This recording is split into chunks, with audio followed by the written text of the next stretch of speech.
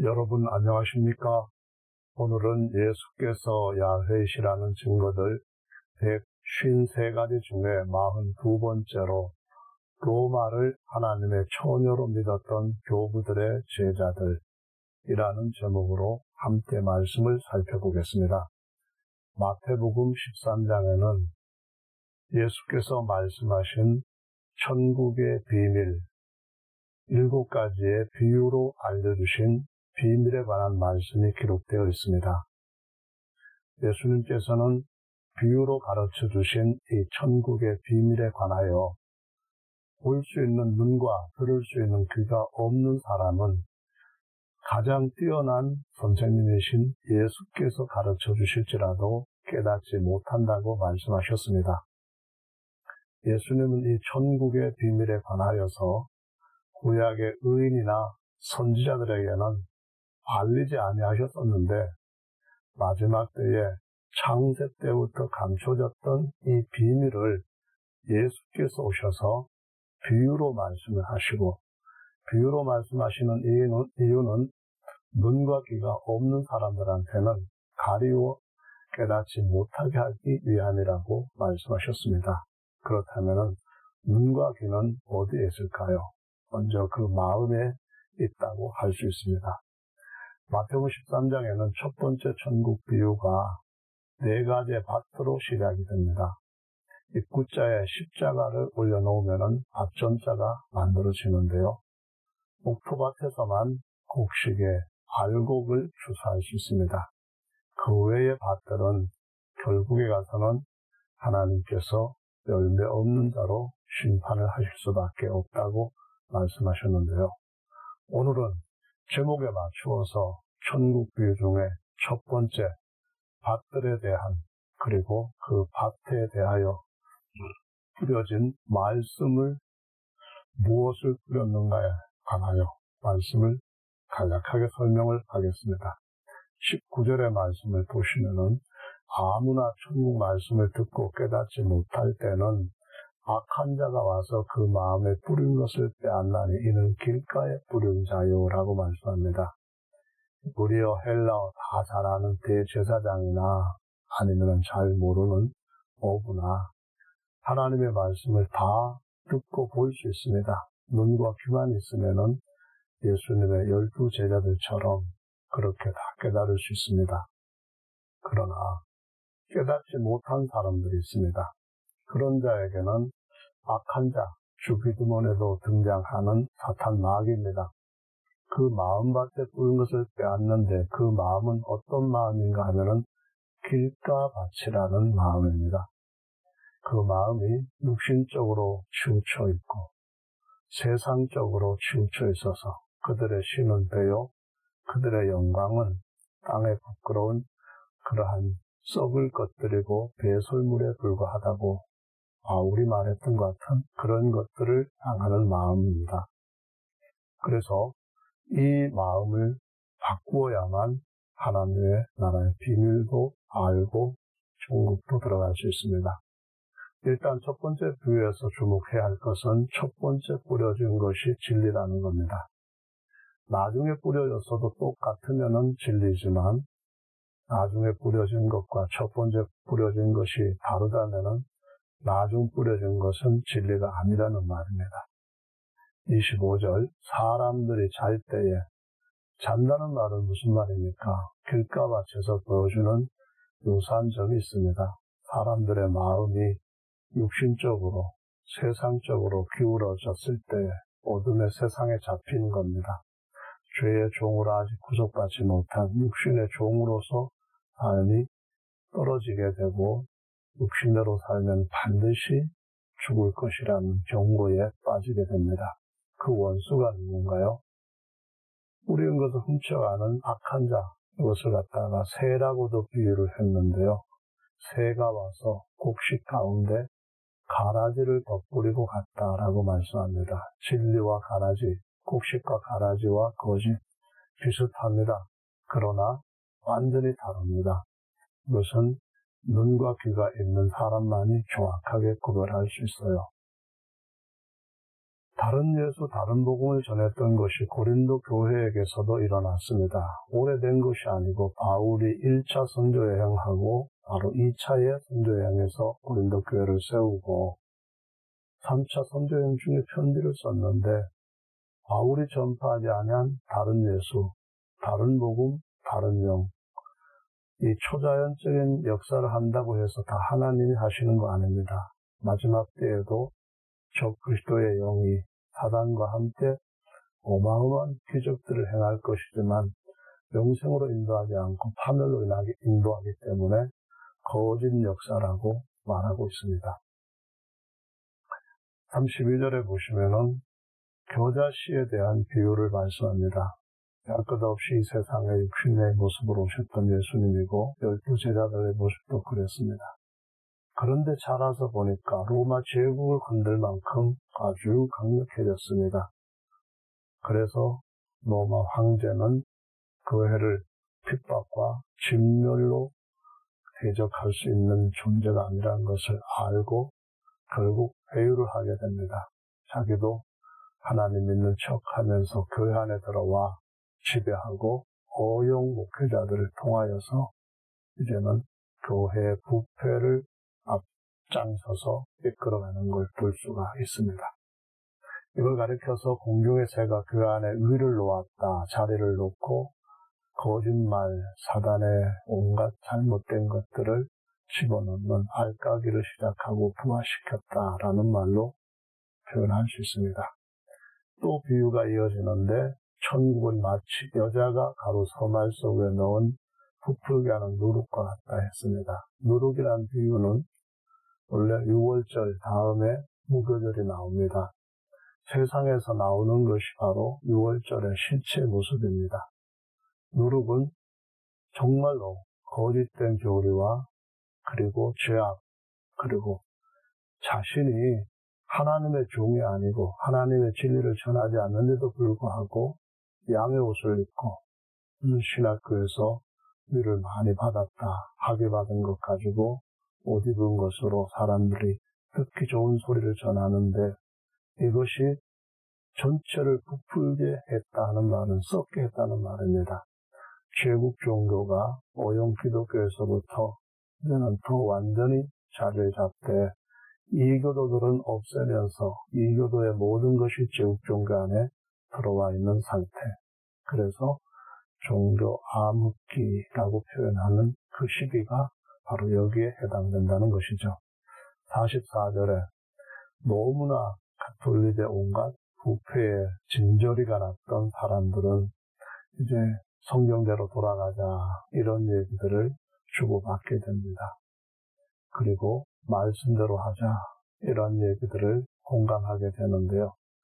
밭을 갈다 보니까 다시 말하면 자기의 마음에 이런 것에 대한 깨우침과 회개를 하다 보니까 감춘 보화가 밭에서 발견되었다는 겁니다.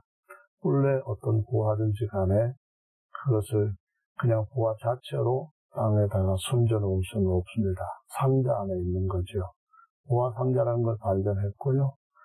너무나 기쁜 나머지 얼른 숨겨두고 돌아가서 자기 소유를 다 팔아서 밭을 샀다고 합니다. 자기 마음의 밭이거든요. 이제 회개했으니까 기용하고 진리의 씨만 찾아서 뿌리면 됩니다. 보화 상자 안에 있는 말씀은 어떤 것과도 비교할 수 없는 너무너무 귀한 보화인데 문제는 이 비유가 감춰진 상태로 끝났다라는 것입니다. 개혁시대의 교회이거든요. 그들은 성경대로 돌아가자 했지만은 결국은 성경대로 돌아가지 않았습니다. 1세기의 가르침으로 돌아가야 보화를 발견할 수 있는데 그들은 4세기에 다른 예수를 믿는 것, 그리고 다른 복음을 믿는 것, 다른 영의 역사를 믿는 것에서 멈춰버렸습니다. 그래서 다시 그들은 마음의 밭을 새롭게 깊이 지정해서 여전히 감추어져 있는 이 보화를 자기의 것으로 찾아서 소유하고 그것으로 진짜 부요를 삼아야만 한다는 것이죠. 다음 비유는 극히 값진 진주인데요. 이 진주는 생명체 안에서 만들어지는 특성을 갖고 있습니다. 근데 그 진주가 여러 개가 아니라 한 개입니다. 바로 교회는 생명체 안에서 만들어지는 유일한 보배입니다. 하나님께서 기뻐하시는 산 생명체 안에서 만들어지는데, 하늘에서부터 내려오는 하늘의 예루살렘도 그 12개의 문들이 있는데 문마다 한 개씩 진주라고 되어 있습니다. 그래서 복음은 하나밖에 없고 하나님의 교회도 하나밖에 없다는 것을 알아야만 됩니다. 왜 이렇게 많은 교파가 있고 사람들이 많이 다니는 곳이면은 진리인 것처럼 너무나 쉽게 착각하고 오해하고 쫓아가는 무리들이 있을까요? 이 천국 비유를 제대로 알 수 없기 때문입니다. 눈과 귀가 없으니까요. 49절입니다. 세상 끝에도 이러하리라. 천사들이 와서 의인 중에서 악인을 갈라내어 불못불에 던져 넣으리니 거기서 울며 이를 갈미 있으리라 라고 했습니다. 그물을 끌어올리는 때거든요. 베드로를 고기 잡는 어부에서부터 영혼 잡는 어부로 부르셨는데, 그물을 올린다 이 말씀은 휴거 시대를 얘기하는 겁니다. 근데 악인 갈라낸다고 했는데요. 의인 중에서 갈라내는 악인입니다. 이것은 곡식 씨로 심어서 거기에서 맺은 열매를 말합니다. 그래서 의인 중에 참된 좋은 선인, 좋은 열매는 이거는 알곡이라고 불립니다. 반대로 죽정이라고 하는 열매는 이것은 가라지가 전혀 아닙니다. 이걸 구별하지 못하는 사람들이 너무 많은데요. 가라지는 아무리 탱탱하게 여물어도 가라지이고 알곡이 안 됩니다.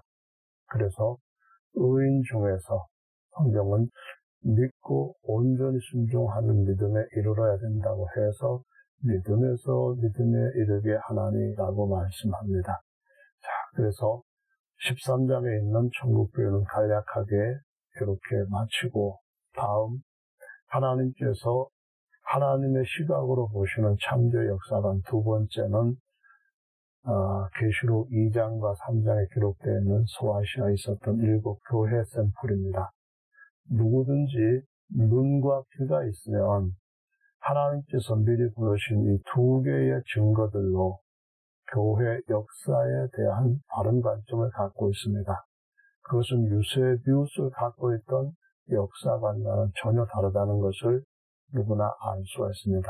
눈과 귀가 있다면, 먼저 에베소 교회를 보시면은요, 사도들이 인도했던 초대교회입니다. 거기에도 자칭 사도들이 등장했습니다. 사단은 기적을 행하는 방법으로도 싸우지만은 가장 중요한 싸움은 가르침을 바꾸는 겁니다. 바로 다른 예수, 다른 복음을 초기부터 교회 안에 들어오게 했던 것과 같이 뱀들이 교회 안에 들어오는데 이들을 가르쳐서 자칭 사도라고 말합니다. 이들 따라가면 안 됩니다. 처음 뿌려졌던 곡식을 그대로 받아야 되는데 다른 걸 받으면은 자칭 유대인 가라지, 사단의 해가 된다고 말씀합니다. 너무나 교회 시대는 핍박과 환난의 시기입니다. 이때 자칭 유대인은 사단의 회가 참 유대인인, 하나님의 유대인인, 하나님께서 인정하는 의인인 이 참교회를 핍박하는 모습으로 세력들이 자라나는 것을 볼 수가 있습니다. 보가목 교회입니다. 사단의 위가 놓인 어용 기독교 출현이라고 성경에서 설명을 하고 있습니다. 이것은 공중의 새가 와서 깃든 것이죠. 증인 안디바라 했습니다. 누구의 증인인가요? 삼일체 증인이 아니라 예수님의 증인입니다. 안티라는 말은 반대한다는 뜻이고요. 바는 파스, 모든 것이라는 겁니다. 회가 들어와서 만들어 놓는 거짓말부터 325년, 381년, 431년, 381년 그 등등 모든 새들이 부화시킨 거짓말은 전부 다 반대하다가 순교자가 되었습니다. 마르티스에서 마터라고 하는 순교자가 되었다라는 말입니다. 이때에 분명하게 이 설명을 뒷받침해주는 거짓 선지자가 등장을 하는데 발람입니다. 광야교회에서 우상숭배라고 하는 꾀로 이스라엘 백성들이 저주를 자초하게 한 자입니다. 세상의 그 누구도 하나님의 교회를 저주할 수 없습니다. 하나님도 교회를 저주하지 않으십니다. 그런데 스스로 저주를 받을 수 있는 길이 있습니다. 그것이 바로 한 분 예수님을 섬기는 예수교회에서 왜 엉뚱한 다른 것들도 집어넣고 삼일체 교를 만듭니까? 그리스도가 바로 사람으로서 그리스도이시며 그와 하나 된 하나님이 야훼라고 하는 진리를 떠나면은 스스로 저주를 받게 되는 자리에 발람의 꾀에 빠지는 것이라고 말씀하고 있습니다. 두아디라 교회입니다. 제국 기독교로 암흑기를 얘기합니다. 이때 역시 이세벨, 북왕국 아합의 아내입니다. 지독한 나쁜 여자이죠.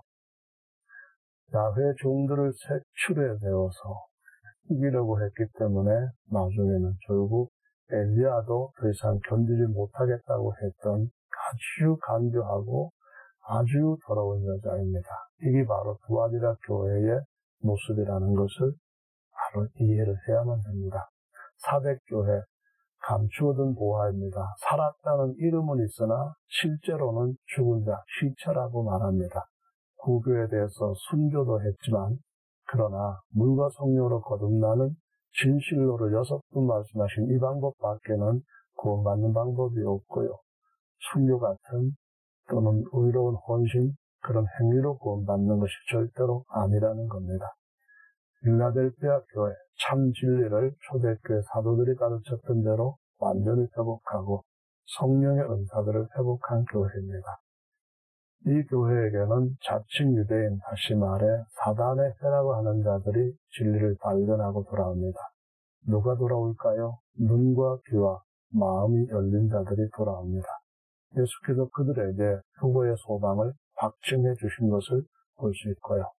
라오디게아, 라오스는 사람, 아메티게아라고 하는 말은 판단 기준, 공의, 정의 이런 겁니다. 사람들이 옳다고 하는 그런 것. 사람들의 눈으로 볼 때 진리를 회복한 교회이기는 한데요. 성령의 역사하심과 주관하심은 없어요. 그러다 보니까 졸며 자는 처녀들이라고 죄롭지 못한 어리석은 처녀라고 비유하고 있는 바로 그들을 가리킵니다. 이 교회 안에서 보면은 곡식이 있고 가라지가 있습니다. 그리고 곡식 안에서도 알곡이 있고 죽정이가 있습니다. 서머나 교회, 빌라델피아 교회는 하나도 책망하는 것이 없어요. 그 반면에 마지막에 주님께서 싸우시겠다고 하는 모든 교회들은 말씀으로 회복하지 못한 가라지들입니다. 열심을 내라고 한 라오디게아는 죽정입니다. 왜 진리의 말씀대로 돌아와야만 마지막 날엔 지금 소망이 있는 줄로 믿습니다. 이제 프로테스탄트에 주재한 제2차 니케아 회의에 대해서 알아보겠습니다.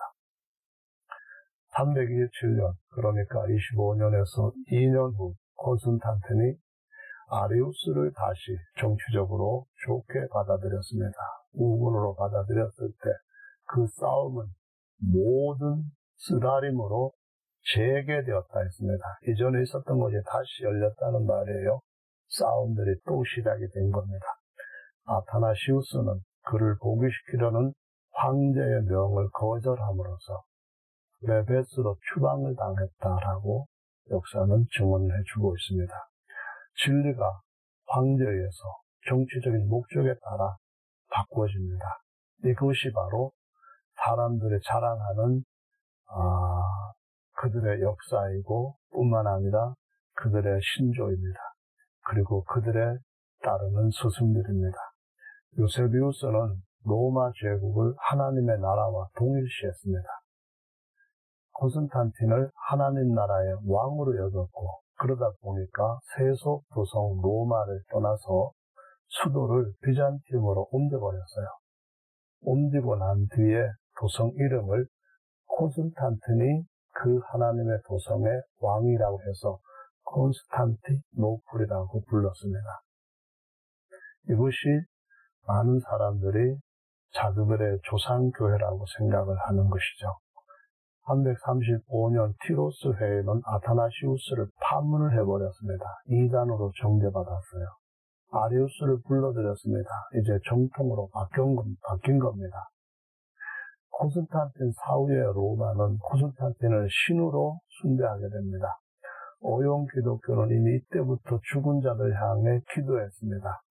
콘스탄틴을 예수님과 같은 그러한 분으로, 아니 그보다 더 대단한 도덕가로, 더 충만하게 말씀을 전하는 자로, 하나님의 모든 일을 펴는 그런 의로운 하나님의 사도로 얘기했던 기독교, 이들이 했던 일은 정말 부끄럽기 짝이 없습니다. 제왕들의 취향에 따라서 정통과 이단이 그냥 헷갈렸습니다.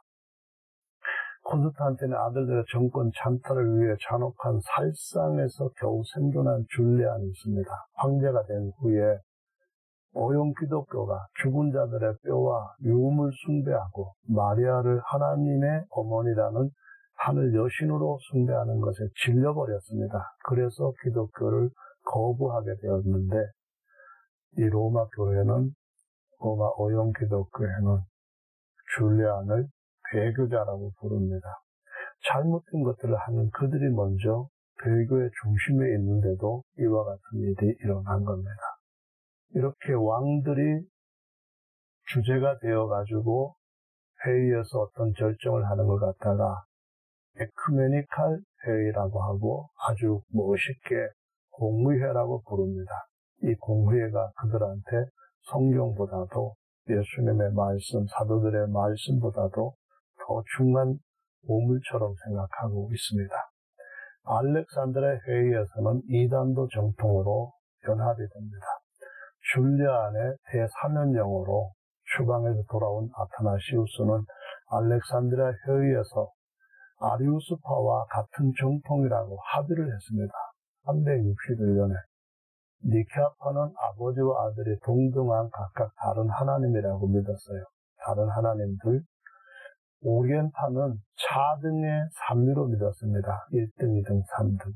그러니까는 금, 은, 동이라고 하는 삼위로 믿었다는 겁니다. 그런데 다 정통이라고 했습니다. 그 이유는 같은 호모 우시오스라는 단어를 썼어도 서로 다르게 이해를 했기 때문에 가능한 겁니다. 그보다 먼저 그들은 오직 세상의 명예, 권력, 돈에만 마음이 가 있었기 때문에 모든 진리는 사단 마귀가 훔쳐간 상태였습니다. 그 배경에는 갑바도기아의 산인들의 주장이 자리를 든든하게 잡고 있는데요. 한 팀 안에 세 하나님이라고 주장을 했습니다. 그러니까 하나님이라는 한 팀이 있습니다. 한 하나님 그 말입니다. 그 안에 세 하나님.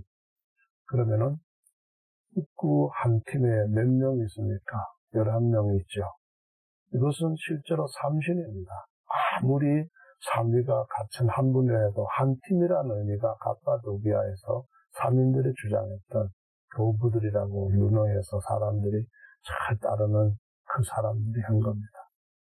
그라티안이 본티펙스 맥시무스라는 직책을 거부했습니다. 왜냐하면 이 교도들, 바벨론 종교의 대제사장이라는 이름이거든요. 이 직책을 버렸는데 그때부터 군주 신론자들을 제거하기 위해 막 엄청난 군사력과 또는 모든 정치력을 동원합니다. 로마 고용 기독교의 사교였던 다마수스가 수백 명의 정적들을 살해하고 바벨론의 대제사장 칭호인 폰티펙스 막시무스라는 직책을 차지했습니다. 그리고 이 교도들의 하신 그 제사장들이 입던 의복을 갖다 입으니까 바깥에서 이 교도들이 볼 때는 저기 들어가도 황제한테 사랑받고 인정받고 출세하고 똑같은데 이런 일들이 이제는 그들의 교회 안에서는 자연스럽게 아주 가득하게 일어났던 것을 역사에서 볼 수가 있습니다. 데오도시우스가 니케아파를 따라서 대성의가 칙령을 선언합니다. 그래서 군주 신론자들을 추방하고 여사를 몰수하고 잔인하게 죽였습니다. 데오도시우스가 아리우스파 척결을 위해서 니케아파의 그 신앙을 쫓아갔던 황제가 아리우스파를 완전히 멸하기 위해서 콘스탄티노플 회의를 열었습니다. 이런 회의가, 이런 에큐메칼 회의가 그렇게 영광스럽습니까? 자랑스러운 데가 많습니까? 성령도 제3위 하나님이라고 하는 또 하나의 중대한 결정을 했습니다. 이렇게 해서 생긴 것이 그 많은 사람들을 음료의 더러움에 같이 참여케 하는 삼위일체 신론이고 회의들이라는 사실을 역사를 좀 더 눈을 갖고 귀를 갖고 바라보면 좋겠습니다. 로마 제국 기독교가 이단과 이교도들을 척결합니다. 그들 앞에 이단은 사실상 대부분 정통이었습니다. 이 회의의 콘스탄티 때보다 더 무서운 이단 척결 작업이 진행되었습니다. 그런데 이들이 자기들이 정통이라고 하는데 과연 그런지 한번 보십시다. 아타나시우스와 제롬, 어거스틴이 이교적인 풍습과 고행주의, 이교의 온갖 것들을 다 고용 기독교에 만연케 했습니다. 고유의 기억을 번역한 제롬, 이런 표현을 썼어요. 내 자신이 동정녀가 되므로 예수님의 신부가 됐다는 거예요. 처녀가 됐다. 그러면 내 어머니는 하나님의 장모가 된다. 여러분, 이게 말이 됩니까?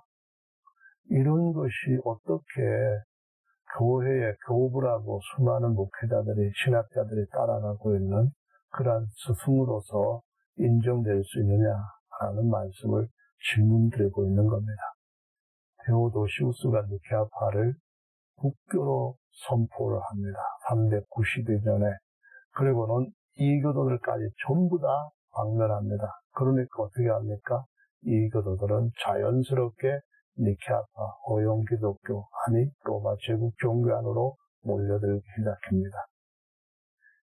만약에 하지 않으면은 이단들을, 그 군주 신론자들한테 한 것처럼 다 몰아 죽이고 빼앗고 추방하니까요.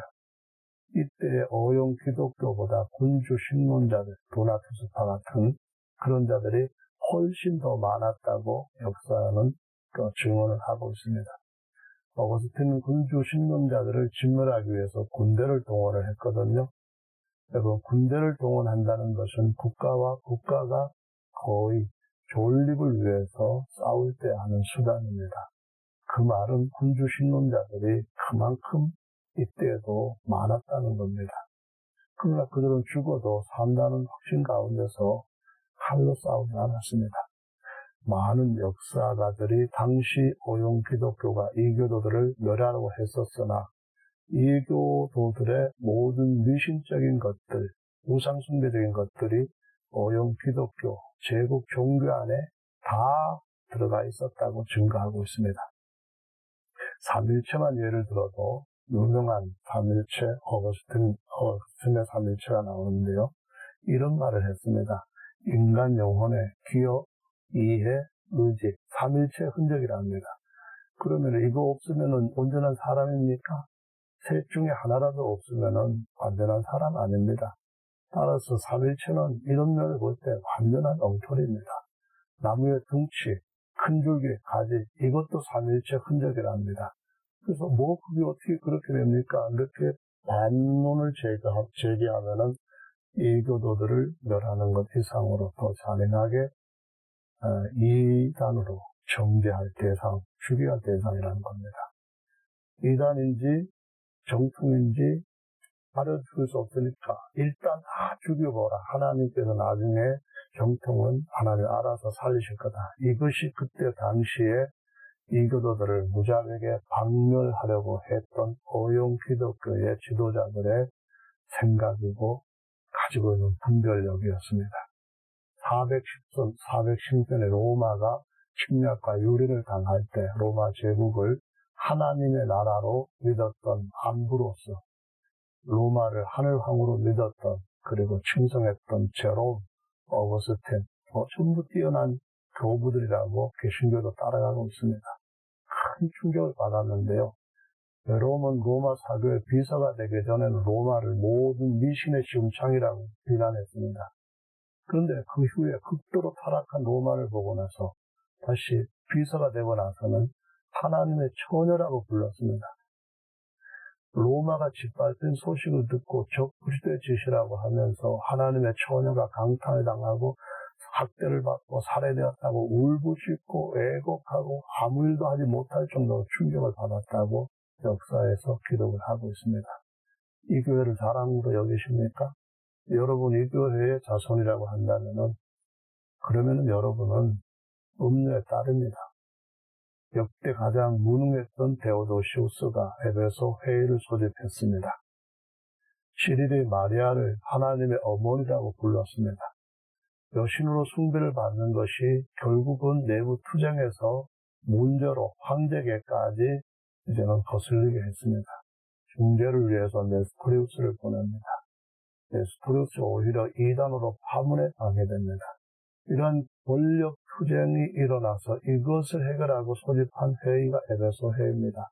여신이 숭배받고 여신의 큰 신전을 만들어 놓고 마리아의 하나님의 어머니라고 하는 그의 성전이라고 했던 거기서 이 회의가 일어납니다. 그런데 황제가 둘 다 투옥시켜버렸습니다. 그런데 뇌물, 권무술수를 적극 활용한 시릴이 권력을 잡고 네스토리우스를 이단으로 정장 추방시켜버리고 결국 네스토리우스는 광야에서 죽음을 당합니다. 부끄러운 그러한 회의인데 개신교는 에베소 회의와 마리아만 버렸습니다. 이전에 아들 하나님, 또 다른 성령 하나님 이러한 두 에큐메니칼 회의는 받아들이고 이후에 칼케톤 회의도 인정을 합니다. 어떻게 무슨 성경적 기준 외에 뭘로 이렇게 회의를 거절하고 인정을 하고 할까요? 성경의 증언으로 돌아가야 합니다. 다음 5세기 끝에 비성경적 교리들과 예배의식은 교회에서 깊게 뿌리박히게 되었던 것이다. 이것들은 이교도들의 축기, 죽은 자들의 위한 기도, 연옥에서 다시 천국 간다.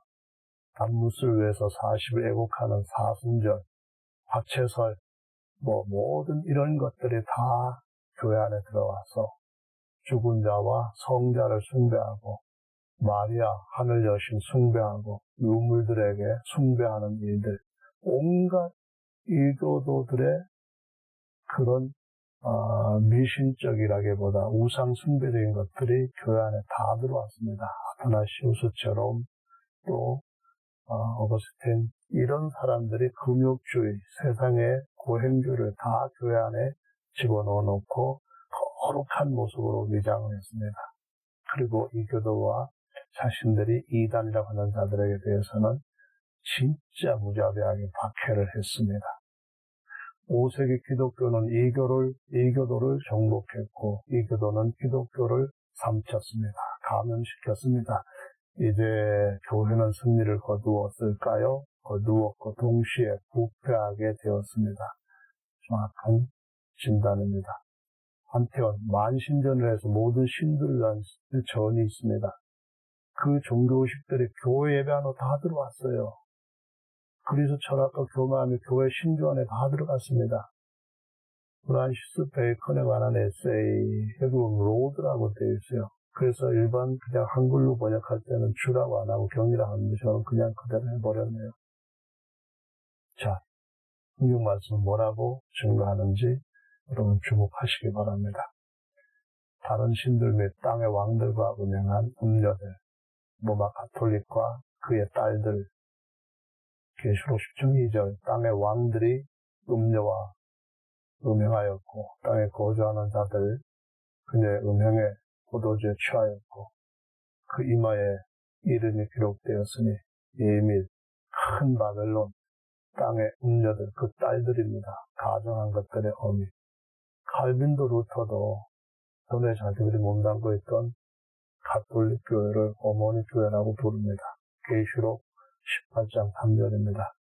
모든 민족들이 그녀와 음행하고 가톨릭이 전 세계에 얼마나 더럽고 추악하고 더러운 모든 행위들을 영향을 끼치고 있는지를 봐야 됩니다. 진노의 포도즙을 마셨고 심판이 일어났던 때에 대한 기록입니다. 또 땅의 왕들이 그녀와 음행하였고 땅의 상인들도 그녀의 넘치는 사치로 말미암아 치부하였다 하더라. 또 내가 들으니 하늘로부터 또 다른 음성이 나서 이르되 내 백성아 너희는 그녀에게서 나와 그녀의 죄들에 참여하는 자가 되지 말고 그녀가 받을 재앙들을 받지 말라. 이것이 주님께서 계시록 18장에 기록된 사건들이 오기 전에 계속해서 부르시는 주님의 호소입니다. 그녀의 죄들이 하늘에 닿았다고 했습니다. 하나님께서 그녀의 불법들을 기억하셨다고 했습니다. 그녀가 너에게 갚아준 대로 그녀에게 배로 갚아주겠다고 말합니다. 그녀의 행위에 따라 2배를 그녀에게 2배로 갚아주겠다. 그녀가 채운 잔에 2배를 그녀에게 채우리라. 진실로를 2번씩 3번이나 말씀하셨던 진리의 복음. 여기는 음료에 대해서 2배라고 3번이나 말씀을 하시고 있는 거 기억하시기 바랍니다. 예언자, 곧 선지자들과 성도들과 땅에서 죽임을 당한 모든 의로운 자들, 순교자들의 피가 그녀 안에서 발견되었느니라 라고 말씀하시고 있습니다. 마지막으로 매주 하는 말씀을 보도록 하겠습니다. 오직 예수님만의 주 하나님 신격입니다. 그리스도 어린 양, 사람이신 예수님의 속사람, 겉사람. 계시록 19장 1절. 이 일 후에 내가 들으니 하늘에 허다한 무리의 큰 음성 같은 것이 있어 가로되 할렐루야 구원과 영광과 능력이 우리 하나님께 있도다. 그의 심판은 참되고 의로우신지라. 음행으로 땅을 더럽게 한 그 큰 음녀가 심판을 받고 자기 종들의 피를 그의 손에 갚으셨도다. 두 번째 할렐루야 아멘 하니까 용기가 대세토록 올라간다 이 말씀입니다. 그러면은 우리 하나님은 누굽니까? 계시록 22장 13절에 임마누엘 하신 나의 주시며 나의 하나님이십니다 라고 도마가 고백했던 예수님입니다. 나는 알파요 오메가요 처음과 나중이요 시작과 끝이라. 나는 스스로 있는 자다 그 말씀하신 겁니다. 나 예수는 교회들을 위하여 내 사자를 보내 이것들을 너에게 증거하게 하노라. 나는 다윗의 뿌리요 스스로 계시는 자가 다윗을 모태 가운데서 창조하신 주 하나님이시라는 겁니다. 그분이 우리 죄를 위해서 다윗의 자손 마지막 아담으로 오셨다는 겁니다. 그분이 하나님의 아들로서 광명한 새벽별이고 바로 그 하나님은 의의 태양이라고 말씀하십니다. 아들은 제사장인데 아들 하나님이란 말이 어디 있습니까? 성령, 하나님이 거룩한 영이시고요. 하나님과 그의 교회, 참교회가 결혼을 할 것이라고 말씀합니다. 부르십니다. 중요한 것은 내가 이 책 예언의 말씀을 듣는 모든 사람한테 증거하노니 만일 누구든지 이것들 외에 특히 중요한 이것들 외에 더하면 하나님이 이 책에 기록된 재앙들을 더할 것입니다. 이 책의 예언에서 만약 빼면 하나님이 이 책에 기록된 생명나무와 거룩한 성의 참여함을 취하여 부를 겁니다. 거룩한 성은 우리 어머니에 비유됩니다. 앞면에 음란한 성 바벨론 모든 것의 어미입니다. 음녀들의 어미이고 거짓 종교들의 어미입니다. 거기서 나와서 예루살렘, 하늘의 예루살렘의 아들들로 온전히 주님 맞이할 수 있는 준비하시기를 바랍니다. 오늘은 여기서 마무리합니다. 감사합니다.